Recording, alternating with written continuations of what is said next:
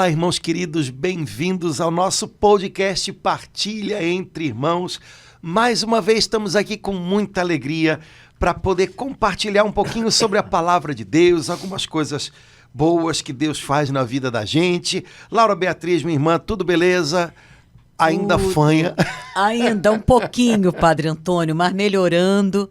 E assim, numa semana, numa maior expectativa, Padre Antônio, domingo que vem, canonização. Ah, é verdade, 2 novos santos. Amigos, 2 jovens, né, Padre Pois Antônio? é. O Pier Giorgio Frassati e o Carlo Acutis, com uma expectativa grande. Quem não conhece, o Carlo Acutis está bem famoso, muita gente no Brasil conhece, fora também, claro. Mas as pessoas acho que conhecem pouco o Frassati, que era um montanhista, inclusive pouco tempo antes dele falecer, ele subiu a montanha. E a foto mais conhecida dele é Verso Alto, que eu amo, é Rumo ao Alto, lembra Corações ao Alto.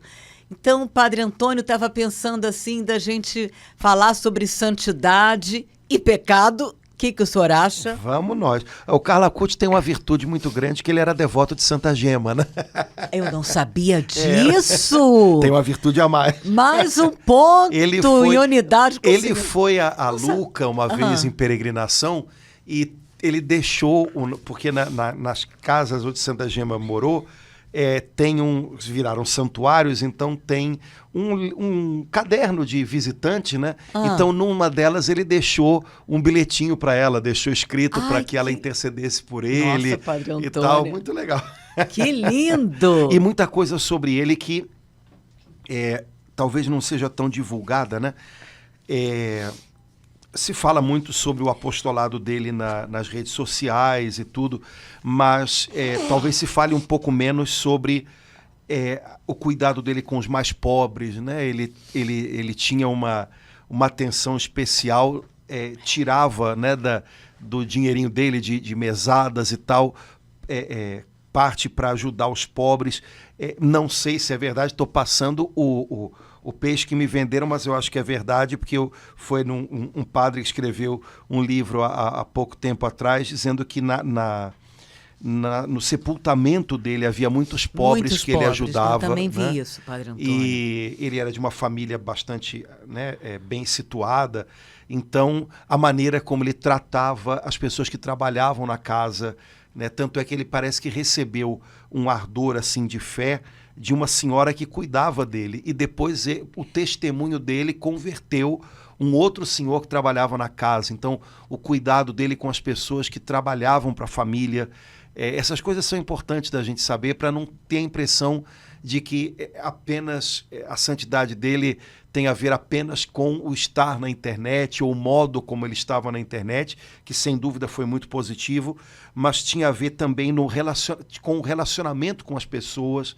com o cuidado com os mais pobres. Essas coisas todas, né, fazem parte de um todo, né? Porque santidade tem a ver com isso, né, com integridade de vida. Quando Deus entra na vida da gente, ele não remenda um pedacinho ou outro, né? Ele dá uma vida nova. E santidade é um pouquinho isso, né? Se viver a vida nova. E um outro dado que normalmente a gente acha que separa da santidade, tanto Pier Giorgio Frassati quanto Carlo Acutis eram de famílias de classe alta, eram de famílias, vamos dizer, ricas, né? E vão ser canonizados, né, Padre Antônio? Com toda... A igreja tem santo para todo tipo. Pois é. A gente tem santos mendigos, né? São José Bento Labre. São Roque foi um pouco assim, como peregrino. A gente tem santos da nobreza, né? Santos que foram reis, né? São Luís, rei da França. E temos agora o processo de canonização do último imperador do Império Austro-Húngaro, né?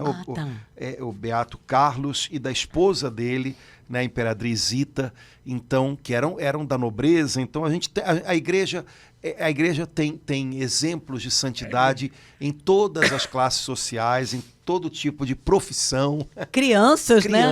Pessoas casadas, solteiras, pessoas que gozaram de muita saúde e viveram muito, pessoas que ficaram enfermas, como o próprio Carlo Acutis, e viveram um pouquinho, como que mostrando para a gente, olha, não importa qual seja a sua situação, viva a sua situação com tudo que ela tem de positivo, de difícil, mas viva a sua situação com Deus, né?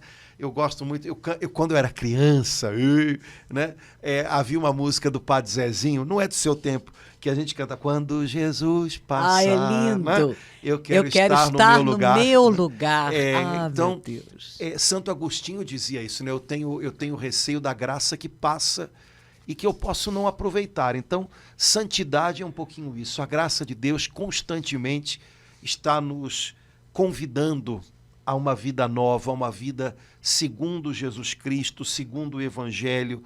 A graça de Deus está constantemente nos dando oportunidades para dizer sim a Deus, também nas horas difíceis. E santidade significa aprender a corresponder a essa graça de cada dia. Dizer sim para Deus cada dia.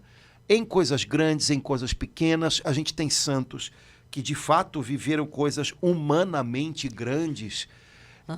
Sei lá, a gente tem santos que... Mártires, né, Padre? Santos que fundaram grandes institutos, mas a gente tem santos que viveram coisas aparentemente... Muito simples, né? Que o mundo nunca soube, né? Que só apareceram após a sua morte. A própria Santa Teresinha, que hoje é uma santa, talvez a das mais queridas do mundo, enquanto passava pela terra, passou incógnita, mesmo dentro do seu próprio convento, né? As irmãs, quando ela morreu, as carmelitas, elas têm o costume de, quando morre uma irmã, elas escrevem um memorial e mandam para outros carmelos, né? As irmãs perguntavam, o que a gente vai escrever sobre ela? Porque aparentemente não havia nada de diferente, mas o modo como ela viveu as coisas de cada dia, esse foi o segredo dela. Então, não importa qual seja o lugar onde o Senhor está nos chamando, mas onde quer que o Senhor esteja passando pela gente, a gente tem que ir atrás dele, né? Dizer sim para ele. Padre Antônio, a gente aprende, pequenininho no catecismo, que a gente foi criada à imagem e semelhança de Deus. Deus é santo. Santo, santo, santo. Então, creio, Padre Antônio, para mim isso ajuda muito esse pequeno raciocínio, acho que se chama silogismo, para eu entender, Deus me chama. Eu sei que tem versículos bíblicos, né? Aliás, quero me fundamentar neles, que me chamam à santidade, mas pensar que Deus me criou à sua imagem e semelhança, então tem um germe, né, aqui que eu posso deixar crescer ou não dentro de cada homem. Ao mesmo tempo, Padre Antônio, em comparação com o podcast que a gente fez na semana passada, que eu falei que eu sinto que as pessoas, né, que de uma forma geral, a humildade, a palavra santidade, ao mesmo tempo, eu sinto que ela, até as pessoas de igreja, né, ela não atrai. A gente se atrai por santo A, santo B, mas a palavra santidade, o chamado à santidade, é algo que, de uma forma geral, eu penso, isso é algo para... E, no entanto, né, Deus nos chama, né, a todos nós. Né? E assim como esses dois que a gente lembrou, Santa Teresinha, acho que vale a pena a gente compreender isso, que Deus me chama e chama a cada um de nós. Eu estava lembrando aqui daquele versículo de Hebreus 12, 14, procurai a paz com todos e, ao mesmo tempo, a santidade, sem a qual ninguém pode ver o Senhor. Então, um caminho já bem fácil da gente entender a santidade, procurai a paz com todos. Às vezes a gente, em vez de procurar briga com todo mundo, procurai a paz com todos e a santidade, sem a qual ninguém pode ver o Senhor. E isso me faz pensar, Padre Antônio, que o meu pecado, os meus pecados, estão lá na cruz. Naqueles pregos que perfuraram as mãos de Jesus, os pés, na coroa de espinhos, né? Especialmente eu associo aos maus pensamentos que eu tenho.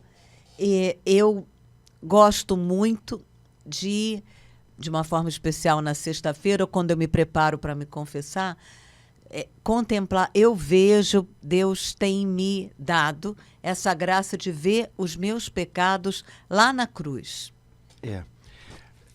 Há uma oração eucarística, que eu acho que é a terceira, mas a minha cabeça não dá para confiar, na qual a gente louva a Deus e diz assim, que dás vida e santidade a todas as coisas. Dás vida e santidade a todas as coisas. E não cessais de cobrir de bênçãos as vossas criaturas. Então, quando Deus chama à existência cada coisa, porque cada coisa de algum modo existe, porque cada coisa de algum modo respondendo a um chamado de Deus, a gente pode dizer que há uma santidade primeira em tudo aquilo que existe. Amém. E a gente deveria encarar tudo que existe um pouquinho com esse olhar, ou seja, sem exagerar na dose, né? Mas há uma sacralidade em tudo, há uma santidade em tudo, porque nada do que existe senão como uma resposta ao chamado de Deus que traz à existência todas as coisas. E na medida em que todas as coisas são criaturas de Deus, em toda criatura a gente vê um pouquinho da perfeição do Criador, como em toda obra, por exemplo, toda obra de arte, a gente vê um pouquinho da beleza que há dentro do artista. Uhum. Bom, se isso é verdade a respeito de todas as coisas, portanto, eu deveria ver com respeito e tratar com responsabilidade todas as coisas. Daí um pouquinho o sentido cristão do discurso sobre, por exemplo, a criação, o cuidado com a natureza. O próprio São Bento, São Bento, meu amigo, São Bento diz que deve-se tratar todas as coisas que há no mosteiro, falando para monges, como os vasos do altar. Ou seja, eu devo cuidar de tudo aquilo que foi posto a meu serviço como algo sagrado. Imagina se a gente fizesse isso na nossa paróquia. Beijo pro pessoal. Imagina se a gente fizesse isso na casa da gente. Ai. Né? Porque todas essas coisas são dons de Deus. Então, se isso é verdade a respeito de coisas, imagina a respeito do ser humano, que a Escritura diz que foi feito à imagem e semelhança de Deus.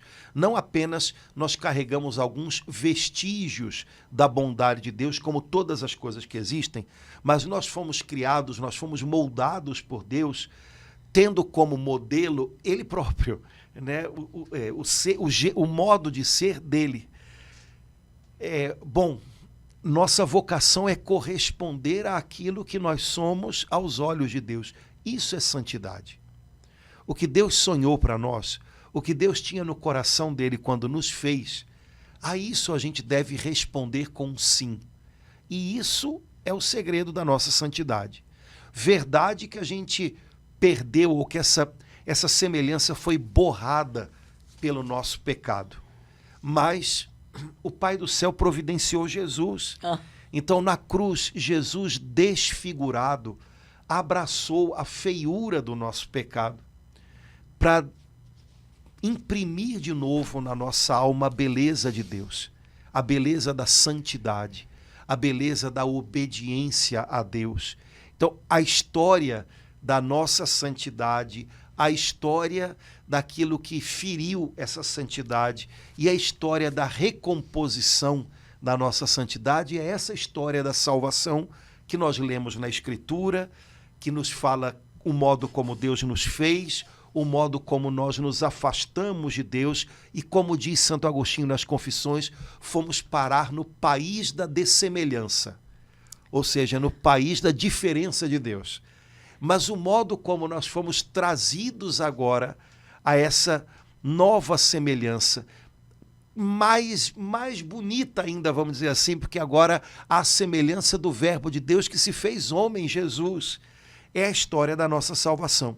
Temos que trazer isso para o nosso dia a dia ou temos que situar a nossa história pessoal nessa história maior e ir aprendendo dia a dia a viver segundo aquilo que nós somos em Jesus Cristo. Existiu um filósofo que não é um exemplo nem de longe de filosofia, né, de inspiração cristã, que é Nietzsche, mas que o Papa João Paulo II pegou uma frase dele e batizou a frase. Né? Esse filósofo dizia, torna-te aquilo que és. João Paulo II usou essa frase de uma maneira melhor, eu acho, né, para falar aos jovens e às famílias cristãs. Torna-te aquilo que és. E eu acho que o nosso apelo à santidade é um pouquinho esse. Laura, torne-se aquilo que você já é. Deus moldou você à imagem e semelhança dele. Essa semelhança foi machucada, foi desfigurada, foi borrada pelo pecado, mas Jesus abraçou essa feiura na cruz.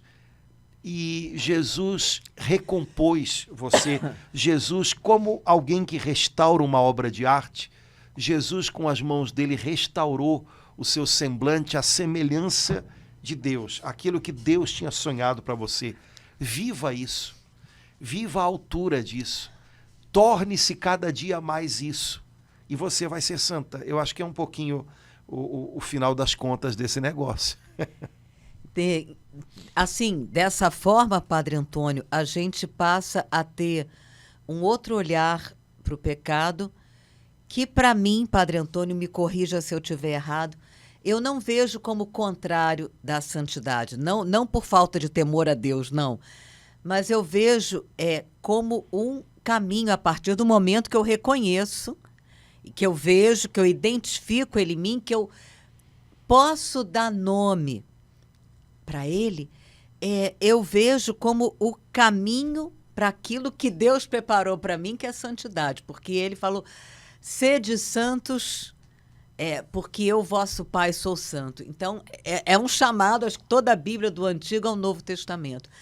Então, aí eu vejo São Paulo, meu Deus, que, né, aquela conversão dele incrível, e tantos outros no Novo Testamento e na história da Igreja, que foi a partir de um momento de consciência do pecado, a grande oportunidade, uma palavra boa, o grande kairós, a grande chance para esse coração, essa pessoa se voltar para Deus. Aí sim, de todo o coração, com toda a alma, com toda a inteligência. Né? E num estado constante de arrependimento. Né? Arrependimento não tem a ver só com um pecado específico que ficou lá atrás, mas tem a ver com essa... Alguns autores chamavam antigamente isso de compunção do coração. Quer dizer, esse estado de reconhecimento de que se eu não sou sustentado pela graça de Deus, o que eu vejo em mim, o que eu encontro em mim não é bom. Né? Portanto, eu dependo do Senhor e eu dependo da misericórdia dele. E eu reconheço que em mim, sem ele, né, o que há é pecado. Né? Portanto, de fato, na vida na vida cristã, essa tensão rumo à santidade passa diversas vezes por esse reconhecimento do pecado que há em nós. Não é simplesmente do fato de que ele está aí, porque isso é indubitável, mas é do reconhecimento dele. Né? Tanto é que é interessante, né, porque diversos santos que não foram, mesmo santos que não foram especialmente pecadores, vamos dizer assim, em algum momento da vida, como Santo Agostinho, por exemplo. Santo Agostinho teve um comportamento moral em algum momento da vida bastante questionável. Né? Mesmo alguns santos que não viveram isso, tinham essa consciência de pecado muito viva. E dizem os entendidos que quanto mais perto de Deus a gente está, mais essa consciência de pecado é clara. Né? Então, quem não tem essa clareza de pecado, necessariamente não significa que é porque seja impecável, mas é porque talvez não tenha essa proximidade com a luz de Deus, debaixo da qual a gente vê o estado da nossa alma sem ele, e isso nos causa temor. Né? Mas diversos santos tiveram essa consciência, Senhor, tem misericórdia de mim, porque o que eu vejo em mim só é pecado. E se o Senhor não me sustenta, não há esse amor de santidade em mim, né? Vários santos tiveram isso muito claro, e não foram santos que fizeram coisas terríveis, como a gente às vezes imagina. A própria Santa Gema, Santa Teresinha, que foram santas que se pergunta até se elas cometeram algum pecado grave na vida, né? Tinham isso muito evidente, tinham isso muito claro, né? Então, poxa vida, a gente não está falando aqui de cometer grandes ou pequenos pecados, ou de muito menos deleitar-se no pecado, mas esse reconhecimento do pecado, ele é ingrediente necessário para que a gente viva essa tensão para a santidade. Porque, de alguma maneira, obriga a gente a lembrar da nossa dependência de Deus. E quanto mais rendido a Deus, e quanto mais dependente de Deus, e quanto mais focado em Deus eu estou, mais isso redunda em transformação para mim, em conversão para mim, né? Então, isso que você falou, no fundo, é bem verdadeiro, né? Reconhecimento de pecado, arrependimento, ser capaz de fazer dos momentos em que a gente reconhece pecados concretos, pontuais, uma oportunidade para se voltar mais intensamente para Deus, né? Isso tudo é muito verdadeiro, né? A Escritura diz isso, né? E os santos dizem isso, né? Volta com o dobro de zelo agora para aquele de quem você se afastou por conta do zelo mau que te levou a pecar, né? Agora volta com 2 vezes mais zelo bom para ele. Tem um salmo, tem até uma música muito antiga, não é do tempo do Senhor. Ponha 10 vezes mais tuas forças para se achegar àquele que te ama. Eu cantava muito na Canção Nova.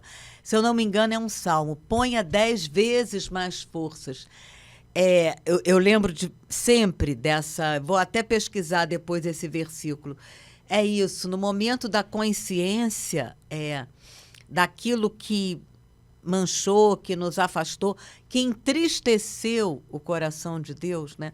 Tem aquela palavra, não entristeçais o Espírito Santo. A gente entristece o coração de Deus, né? Isso, né, deixa a gente com o nosso pecado.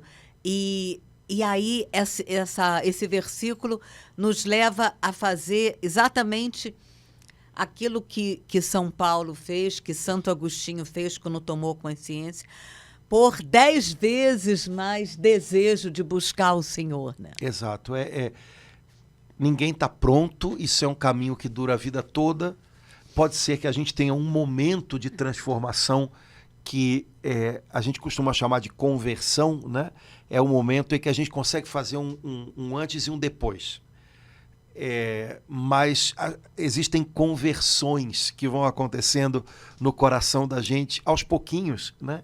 Nas quais o Senhor vai vencendo barreiras, vencendo resistências em nós, ou vai nos conduzindo com mais generosidade na direção de algo que Ele deseja de nós. Então a gente pode falar que há várias conversões ao longo do nosso caminho, ainda que tenha havido um momento específico de conversão em que a gente percebe, meu Deus do céu, daqui eu não posso mais voltar atrás, né? Eu não posso mais ser igual, né? E que talvez tenha acontecido na vida de muitos de nós, né? É um momento em que a gente foi surpreendido pela graça de Deus, em que ela nos, vamos dizer assim, partiu ao meio, né? E fez a gente perceber, daqui para frente tem que ser diferente. Mas dali para frente, em muitos outros momentos, o Senhor vai conseguindo vencer obstáculos na nossa alma, e o caminho da santidade prossegue, o caminho da conformidade a Cristo prossegue. No fundo, é isso. Santidade é a gente ir se tornando conforme a Jesus. E isso vai sendo um trabalho do Espírito Santo na gente. Padre Antônio, o senhor no início falou sobre compulsão do coração, que eu queria pedir para o senhor falar um pouco mais, porque não é um estado, é uma graça que Deus nos dá, muito rica e que nos ajuda de uma forma muito clara a gente a dar passos mais firmes, concretos na busca de Deus, né? Eu acho que é o contrário do deixar fazer, da tibieza, né? A nossa alma, ela tem uns estados que podem nos prejudicar muito e outros que podem nos fortalecer muito no nosso caminho com Deus. Deixa a vida me levar. São estados porque não é uma coisa pontual, momentânea, é uma coisa que pode perdurar dentro da gente, né?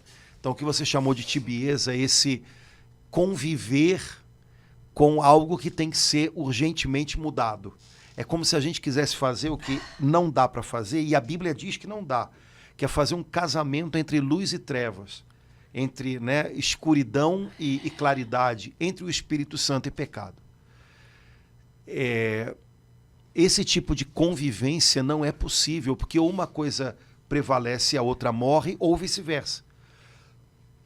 Então, se eu vivo num estado de tibieza, né, ou seja, dessa mornidão espiritual, dessa frieza, dessa tentativa de convivência entre coisas que são irreconciliáveis, ou em algum momento, né, vai prevalecer a oração, por exemplo, e vai morrer, sei lá, a minha vontade própria, a minha autocomplacência, ou em algum momento vai prevalecer a minha vontade própria, vai prevalecer a minha frieza de coração e vai morrer a oração. E por aí vai. Quer dizer, não dá para essas coisas conviverem por muito tempo. Você pode fazê-las aparentemente conviver durante um períodozinho, mas uma sufoca a outra. Então, ou vence a oração, ou vence a minha vontade própria. Essas duas coisas, uma vai matar a outra. Padre Antônio, então, por isso que Jesus falou aquela palavra terrível, que ele vomita os mornos antes você fosse quente ou frio. É disso que ele Porque a pessoa fria, ela mal ou bem, ela sabe que ela está na pior. Entendeu? Ela sabe que ela está na pior. Caramba, eu estou mal. A pessoa tíbia, a pessoa que pensa poder fazer conviver pecado e a ação do Espírito Santo, ela tem a impressão de que ela está caminhando, quando na verdade ela está parada. Esse é que é o problema. Você pensa que está num bom caminho, quando na verdade você não está em caminho nenhum. O contrário dessa frieza, dessa mornidão, dessa tibieza, desse casamento impossível, é a compunção de coração. Ou seja, Senhor, tem misericórdia de mim. Senhor, eu preciso da Tua graça. Senhor, não permite que prevaleça em mim. É esse estado de vigilância interior, né? e de quebrantamento interior. Ultimamente o pessoal usa muito essa palavra, quebrantamento. Antigamente se chamava compunção. Então, é quebrantamento interior. Eu sei que eu não posso fazer conviver muito tempo graça e pecado. Isso não funciona, isso é um casamento que não existe. Então, Senhor, me socorre, né? Esse estado de vigilância interior, ele se manifesta em muitas coisas, também numa oração mais constante, né? Muita gente conhece, né, uma prática que vem lá dos monges, né, do início da igreja, e de modo especial os cristãos do Oriente têm muito essa prática, a prática da oração, oração de Jesus, que eles chamam, oração do nome de Jesus, né, que é sempre que for possível, e até que isso se torne algo constante, clamar por ele, né? Jesus, Filho do Deus vivo, tem piedade de mim, pecador, né? Os monges aprendem a transformar essa pequena jaculatória, como a gente chamaria, numa música interior, né? Que te mantém focado nessa dependência de Deus e nessa consciência, Senhor, tem misericórdia de mim, tem piedade de mim, porque eu sou um pecador e eu sozinho não saberia fazer outra coisa senão pecado, então me socorre. Então, essa vigilância interior, né, esse estado de atenção para Deus e, por outro lado, de cuidado para com a minha própria alma, isso que a gente chamava antigamente de compunção, isso que muita gente chama hoje de quebrantamento, isso é um estado de alma, eu devo tender para isso. Porque o outro estado de alma, que é essa mornidão, que é essa aparência de casamento entre trevas e luz, entre Espírito Santo e pecado. Isso é uma loucura, mas é a loucura na qual talvez, não sei se a maioria dos cristãos vive, mas talvez a gente viva uma boa parte da vida da gente. Só que é uma grandíssima ilusão. Você tem a impressão de estar caminhando quando, na verdade, você está estagnado. Eu não faço nada para vencer o pecado, porque eu tenho alguns sinais de vida interior. Quando, na verdade, isso tem os dias contados, e eu posso estar vivendo de uma aparência de vida interior, que, na verdade, é um restinho de sei lá o quê, de cristianismo que eu carrego ainda dentro de mim. Quando, na verdade, cristianismo real, cristianismo vivo, não é um restinho de bom comportamento, mas é santidade de vida. Né? Não é um restinho de qualquer coisa, mas é uma vida íntegra, inteira, abundante na presença de Deus. Isso é cristianismo. Isso que o senhor falou, que descreve a luta diária da maioria de nós, isso, em algum momento, a gente, ou porque a gente não está bem, ou por preguiça, ou por ilusão, como o senhor falou, a gente corre o risco de achar que já não é tão importante. Não, como eu já tenho, né, bom tempo de caminhada, eu sinto assim uma sutileza aí, né, uma facilidade da gente cair no contrário da compulsão, né, Padre Antônio? Eu não sei de onde é que a gente tirou essa história de que tempo de serviço faz algum tipo de dá algum tipo de garantia, né? Não, como se fosse a primeira vez, como se fosse o primeiro dia, vamos nós. Porque senão a gente pode correr esse risco, né? Já tem muito tempo, então a gente se acomoda muito facilmente, a gente se acostuma com as coisas mais santas, mas isso não é um bom caminho, né? Acostumar-se com Deus, acostumar-se com as coisas de Deus, isso geralmente leva a gente para um estado de frieza ou de mornidão que é prenúncio de coisas ruins. Então, não se permitir entrar nisso, não se permitir entrar nisso, né? Não importa, né, o grau a que tenhamos chegado, de São Paulo na carta aos Filipenses, né? Como se fosse o primeiro dia, nos lançamos à frente, né, deixando qualquer outra coisa para trás, e recomeçamos, e recomeçamos. A vida cristã é um constante recomeço. Se a gente perde isso de vista, a gente corre o risco de entrar nessa acomodação, nesse comodismo, que é raiz de muitos males, né? Eu acho que é uma das coisas interessantes que a Bíblia conta, não sei, acho que há pouco tempo até a gente até comentou isso aqui, a respeito do rei Davi, né? O rei Davi foi um homem que a maior parte da vida passou batalhando, né? Davi, por uma série de motivos, inclusive militares, não foram batalhas só interiores, né? Batalhas reais ali. Ele teve que organizar o território do povo judeu, e teve que ter estratégia, organizar as tribos para que elas tivessem uma certa unidade, e havia sempre povos outros querendo bagunçar aquele iniciozinho ali de reino que ele conseguiu realizar e tal. E quando se fala do momento mais crítico da vida de Davi, que é quando ele adultera, né, com a esposa do general do exército dele, enfim, e depois bota a vida do homem em risco, né? O seu general acaba morrendo porque Davi decide colocá-lo num lugar vulnerável. A história começa assim: no tempo em que os reis saíam para batalhar, no tempo que os reis saíam para a guerra, Davi decidiu ficar em Jerusalém. E aí entra a história do adultério dele com a esposa de Urias, e depois tudo que veio, né? Mas é interessante porque naquele tempo, por uma série de motivos, as guerras eram travadas em épocas, por conta de inverno, por conta de lugares onde havia as lutas e por aí vai. Então, no tempo em que era costume os reis saírem com os seus exércitos para guerrear, Davi decidiu ficar em casa e mandou o exército: vão lutar lá, eu estou Eu estou aqui em casa, vou ficar por aqui. E eu acho essa passagem assim, caramba, em algum momento ele decidiu, não preciso mais lutar.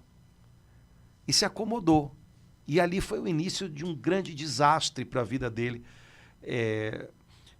Enfim, Davi tinha o sonho de construir um santuário, um templo em Jerusalém para acolher a Arca da Aliança e não pôde por causa da história, do modo como ela se desdobrou. O Senhor disse, você não.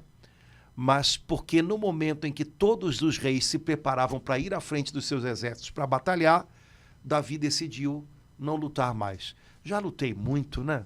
Agora tenho o direito de ficar por aqui, ficar na minha. Cuidado com isso, né?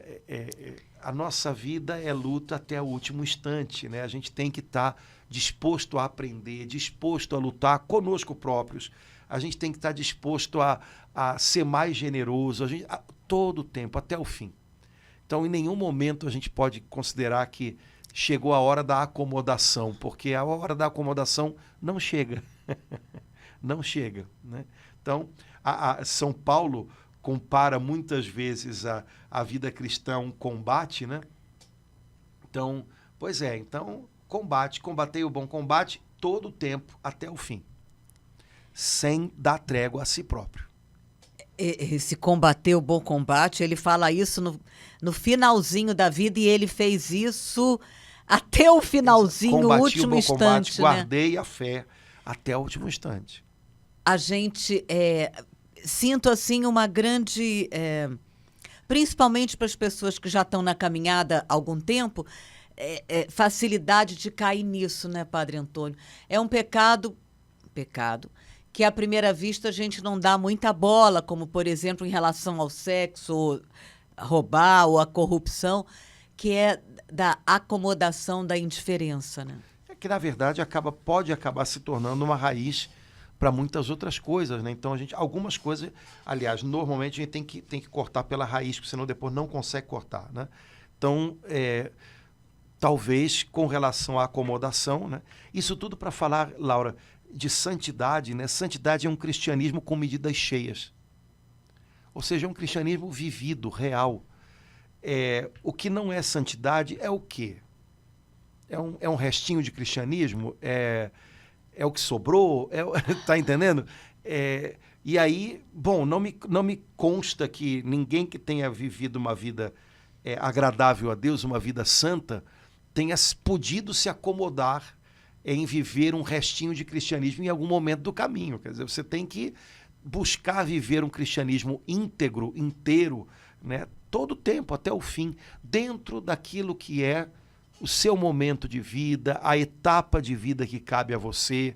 Não quer dizer que a gente tenha que fazer grandes coisas, né, o tempo inteiro, mas a gente tem que ser fiel o tempo inteiro. Padre fiel Antônio, à graça de Deus, né? Eu tenho ficado muito tocada com o que eu tenho lido sobre o Pier Giorgio Frassati, que vai ser canonizado domingo que vem. E uma das coisas que mais me impressionou é que a família ficou muito surpresa no dia do enterro dele.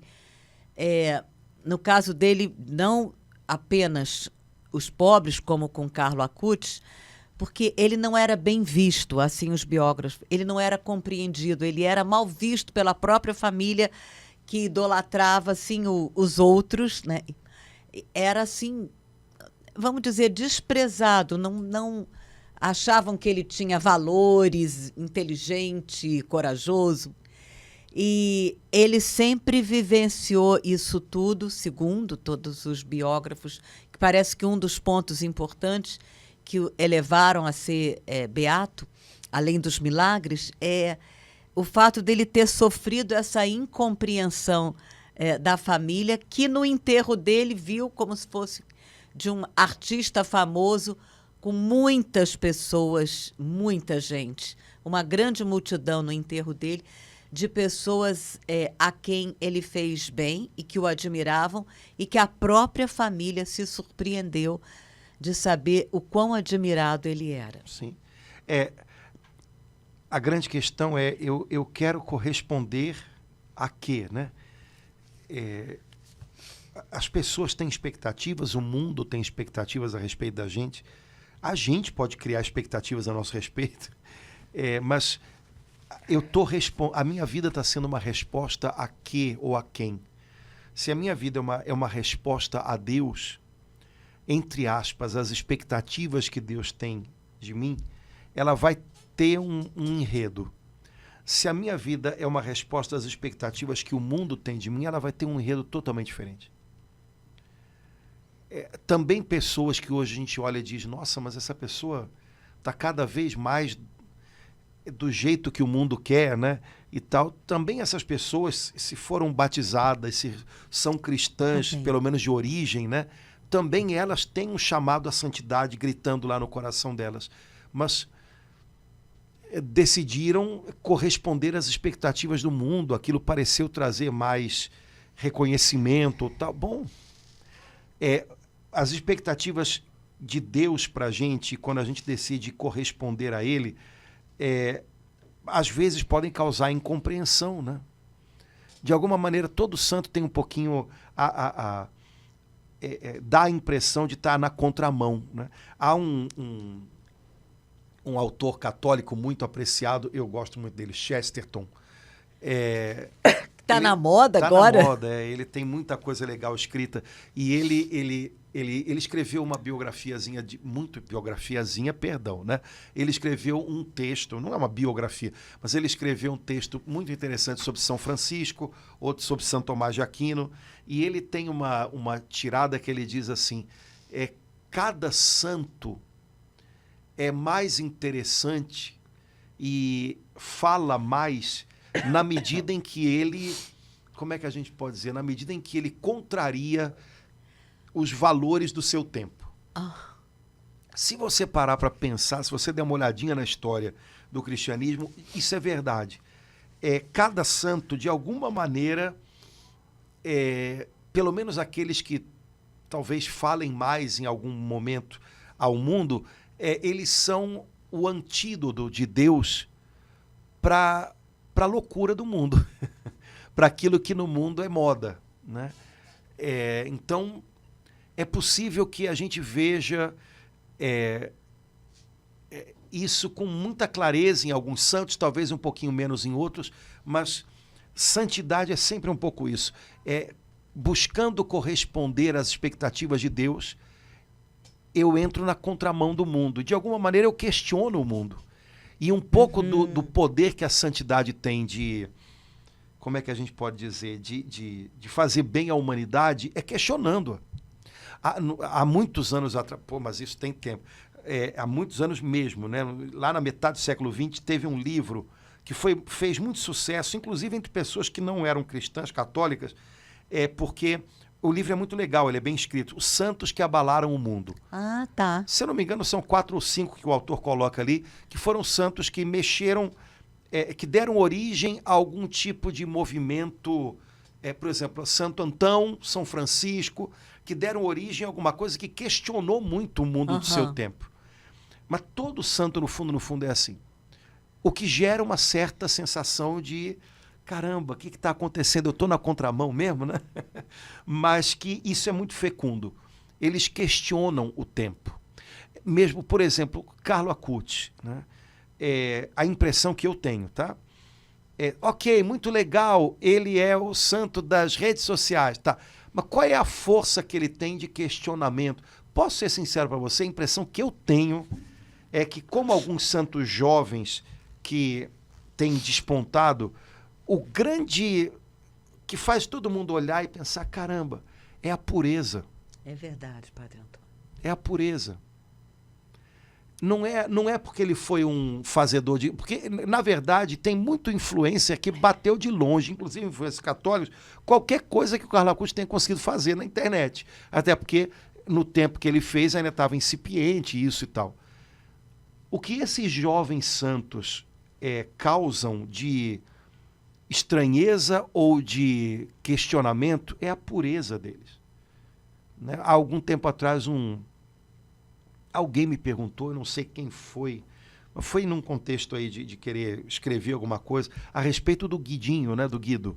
Né? Porque o Guido, aí botam ele com uma prancha de surf, botam ele dentro. Quem conheceu o Guido de perto sabe que o Guido não queria dar uma de surfista para ninguém no dia a dia. E se tem alguma coisa que era bem evidente nele, era a luta dele, era o valor que ele dava à pureza. É verdade. Concorda comigo? Sim, fui amiga dele de ir ao cinema com Pois ele. É isso concorda mesmo, comigo. Padre Antônio. Então, minha filha, a santidade, de alguma maneira, diz ao mundo, é uma forma de subversão. Né? É como se a santidade dissesse ao mundo, escuta, você acha que tudo isso aí vale tanto assim? Não, não. Tem algo que vale muito mais, que vale a vida. E aí os santos gastam a vida, lutam, fazem da sua vida um bom combate por essas coisas que o mundo não conhece, não compreende, desvaloriza, mas que, ao mesmo tempo, desbaratam o mundo, questionam a ele. Então, bendito seja Deus, como a gente reza naquela oração no final da bênção do Santíssimo, bendito seja Deus nos seus santos e santas, né? Bendito seja Deus, né? Louvado seja Deus na vida desses homens e mulheres cuja vida é uma obra-prima do Espírito Santo, porque de alguma maneira eles mostram, isso aqui é o evangelho vivido, isso aqui é o evangelho vivo, isso aqui é o cristianismo.